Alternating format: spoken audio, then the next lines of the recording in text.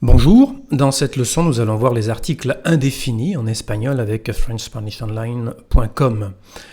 Pas de grande difficulté à comprendre, il y en a évidemment 3 en français alors qu'il en existe 4 en espagnol et c'est ce que nous allons voir en commençant par les formes masculines, singulier un et pluriel unos, avec des exemples, un nombre qui signifie un nom, unos nombres, des noms, un gato, un chat, unos gatos, des chats.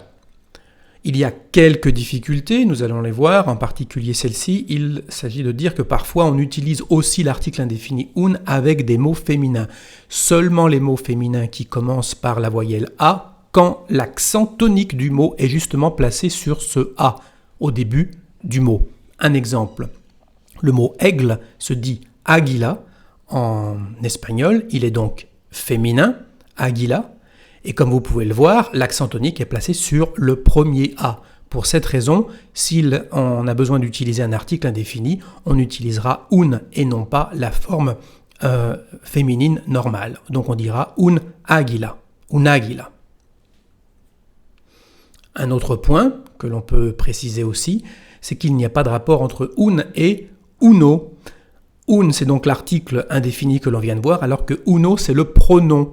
Il signifie un, mais nous allons voir dans quel cas seulement. Tengo un libro, c'est j'ai un livre. Ok, on vient de le voir, il n'y a pas de problème.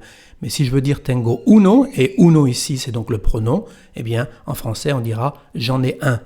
Mais on ne dira pas tengo un. Voyons maintenant les formes féminines. Il en existe donc là aussi 2. Una pour le singulier et unas pour le pluriel. Una amiga est une amie, comme vous pouvez le voir ici. Donc, et la différence avec le mot águila, c'est que pour le mot amiga, l'accent tonique est placé sur la deuxième et non pas sur la première lettre, le A. Pour cette raison, il n'y a aucun problème d'utiliser l'article indéfini féminin normal espagnol, donc una. On dira una amiga, une amie. Unas amigas, des amis. On peut prendre d'autres exemples. Cet exemple est intéressant, mano qui veut dire main, puisque ça doit être le seul de la langue espagnole qui se termine par un O et qui est pourtant féminin. Una mano, une main, et unas manos, des mains. Y a-t-il des exceptions? Il n'y en a pas pour la forme féminine. Révisons donc les 4 formes que l'on connaît maintenant. Un, unos, una, unas. Comment les utilise-t-on? Comment se usa? Bien, un peu comme en français, donc il n'y a pas beaucoup de problèmes.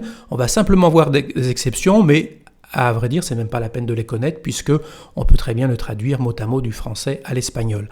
Voyons par exemple ici, si on veut dire « je travaille avec un ordinateur ». Je travaille avec un ordinateur, bien entendu, en français, on a besoin de l'article indéfini « un » devant « ordinateur ». En espagnol, c'est pas obligé, les deux sont possibles. Donc on peut dire « trabajo con una computadora » ou seulement « trabajo con computadora ».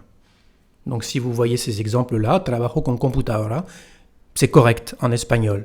Mais bien entendu, si vous rajoutez l'article indéfini, il n'y a non plus pas de problème. C'est aussi vrai avec le verbe tener, avoir. Si je dis « j'ai un chat », on peut le dire « tengo gato » ou « tengo un gato ». Bueno, bien sûr, ça sera plus facile pour nous de faire le parallèle du français à l'espagnol en utilisant l'article indéfini, mais si en Espagne vous entendez cette expression sans article indéfini, vous saurez que c'est aussi correct. Voilà, c'est ce qu'il faut connaître aujourd'hui sur ces articles indéfinis. Está terminado, j'espère que ça vous a aidé. Vous pouvez bien entendu me visiter sur FrenchSpanishOnline.com. Si vous aimez cette vidéo, vous pouvez la partager. On se retrouve bientôt. Adios, hasta luego.